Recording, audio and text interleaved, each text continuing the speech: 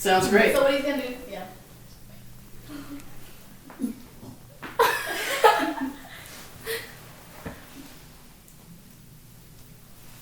I think it's safe to say that all of you know me pretty well by now. So I'm gonna start by asking you guys a question, and this isn't something you have to answer out loud, but I just want you to consider it throughout the discussion. What was meeting me for the first time like? Just think about how you felt in that moment, and then I'm gonna express to you a little bit about me from the past, the present, and the future, and you can decide how the pieces come together, relating the time we met to the person I am and the things I talk about today. So like most of you, I'm from Newbury Park. This is a small town filled with lots of great people, and I'm part of such a wonderful family. Growing up in such a loving and supportive house is something I'll always appreciate and strive to continue in my own future. I have values that mean a lot to me, and they have built me into the person I am today. One of the most important things to me is helping other people. My mission in life is always to figure out how I could change others' lives. As most of you know, I've always been an athlete, and I used to think soccer was the only sport for me, until I switched to volleyball, and now, of course, fitness and jiu-jitsu. And I hope to continue to grow in the bodybuilding arena. So this one day, I was watching an episode of Full House, and it was the one where Becky was pregnant, and she was talking about how she was showing her pregnancy a lot more and how she was getting so much bigger. And she knew this because when she looked down at the ground, she couldn't see her feet. So that same day, I went upstairs, took a shower, and I looked down, and I couldn't see my own feet. So I knew I had to change.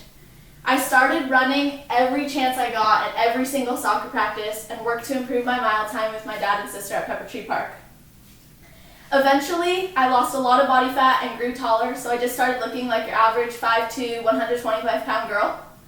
With the exception of my muscular volleyball legs, I really didn't have much muscle definition, strength, or power anywhere else.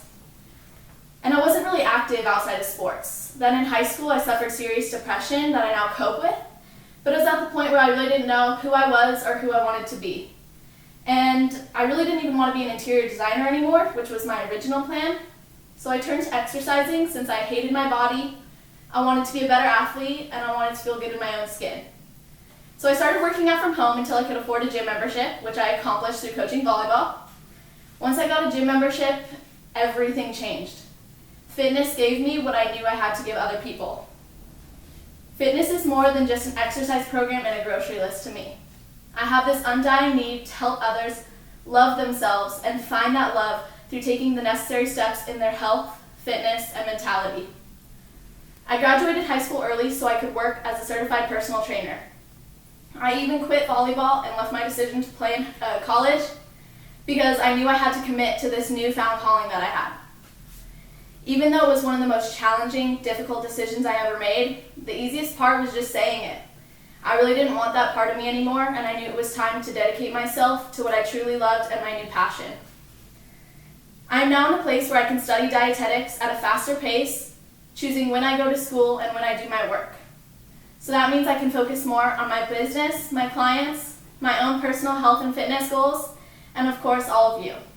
So it's important to know that I am really grateful for each and every one of you and all of your support throughout this journey, especially to my immediate family for giving me the tools I need to succeed.